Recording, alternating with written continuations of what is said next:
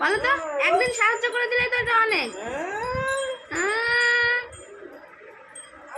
মানে শুধু একদিন বসে খেতে পায় কোনো কাজ না করে, তাহলে বলো এই যে পর্দাগুলো কেটে দিচ্ছি কোনো নাম নেই, এটা বাঙালি ভালো করতে নেই। মাটির হাঁড়িতে হলে জমে যেত, কিন্তু এই কলকাতার শহরে মাটির হাঁড়ি পামু কই।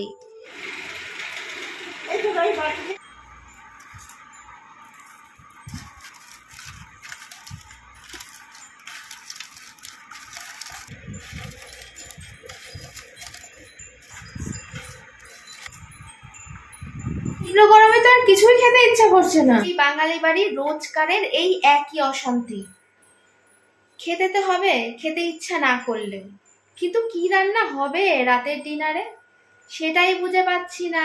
ও চা করে দে, আর গরমও লাগে না, কিছুই লাগে না। এই যে সন্ধেবেলা চা না হলে মন ভরে না, তাই হয়ে যাচ্ছে এক গ্লাস চা, তাও আবার কি দুধ চা।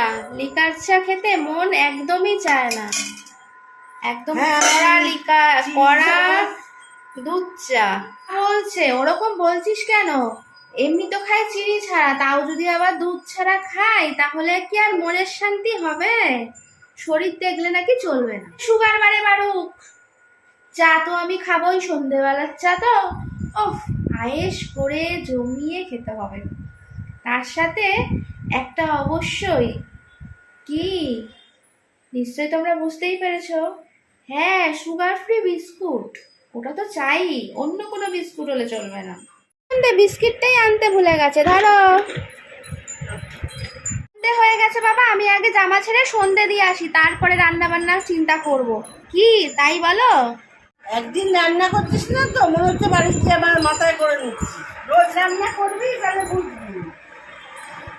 এই যে কেচে রেখে দিচ্ছিস, এবার গুছাবে কে? কেচে দেওয়াটাই বড় কথা মা, ওরকম বলো না। এই যে এত ভারী ভারী পর্দাগুলো আমি কেচেছি আজকে সব, দেখো দেখো তোমরা প্রমাণ, এই দেখো এত ভারী ভারী পর্দা কেচেছি, তা আমার নাম নেই, এটা গুছাচ্ছে তাই আমার নাম করছে, বলছে কি যে কেচে কি উপকার করেছিস।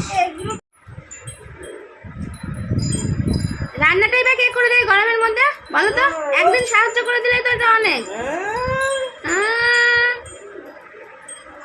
মানে শুধু একদিন বসে খেতে পায় কোনো কাজ না করে, তাহলে বলো এই যে পর্দাগুলো কেটে দিচ্ছি কোনো নাম নেই, এটা বাঙালি ভালো করতে নেই।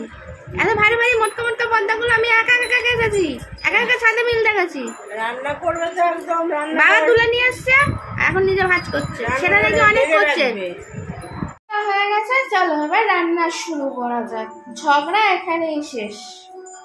মাটির হাঁড়িতে হলে জমে যেত, কিন্তু এই কলকাতার শহরে মাটির হাঁড়ি পামু কই। মাটির হাঁড়ি হলে আবার মাটির উনানও চাই। তুমি আগে চালটা নিয়ে নি।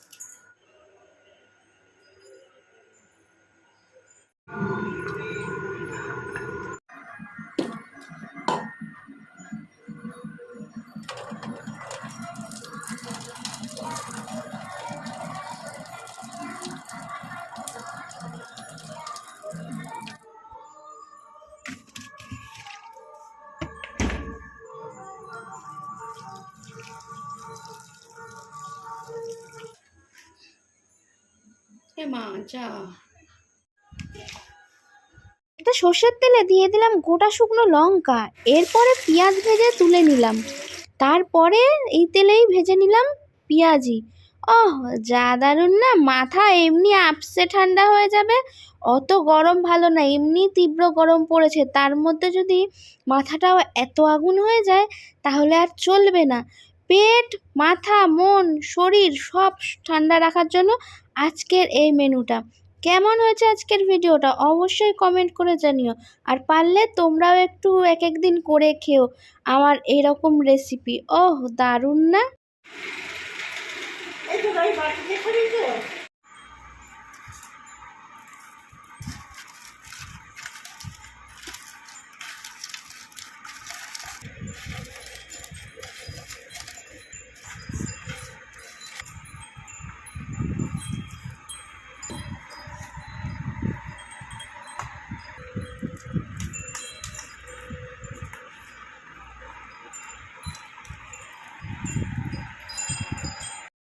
তোমরাও নিশ্চয়ই এরকম মাঝে মাঝে খাও। সাথে নিয়েছি গোটা একদম বোটা শুদ্ধ শুকনো লঙ্কা ভাজা, তার সঙ্গে গন্ধরাজ লেবু না হলে চলে নাকি। আর এই যে পেঁয়াজি আলু সিদ্ধ, তার সঙ্গে কাঁচা পেঁয়াজ। ও যা লোভনীয় আজকে ডিনার মেনুটা, তো একদম জাস্ট জমে গেছে। সাবস্ক্রাইব করতে ভুলো না যেন। টাটা। আজকে দেখিয়েছি মনের শান্তি, খেতে বসে গেছি। কি কি আছে দেখে নাও একবার। লঙ্কা ভাজা, কাঁচা পেঁয়াজ, সাথে আছে গন্ধরাজ লেবু, আর এই যে পেঁয়াজি আর পেঁয়াজ লঙ্কা দিয়ে আলু ভাতে মাখা ঝাল ঝাল করে। চলো, হেভি গরমে, এই তীব্র গরমে শরীরের শান্তি, মনের শান্তি। আর এই গন্ধরাজ লেবুটা এখন এর মধ্যে চটকে নেবো। যা গন্ধ বেরোচ্ছে না গো, হো কে কে এরকম খেতে ভালোবাসো?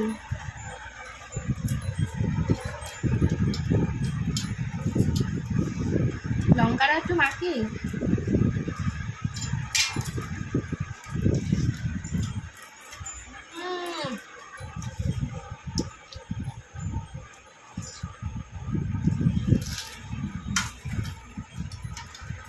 কষা হবে না।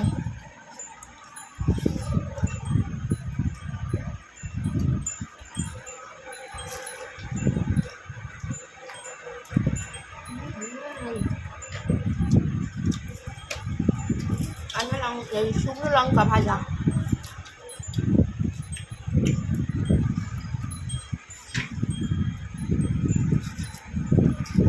জল দেওয়া ভাতে এরকম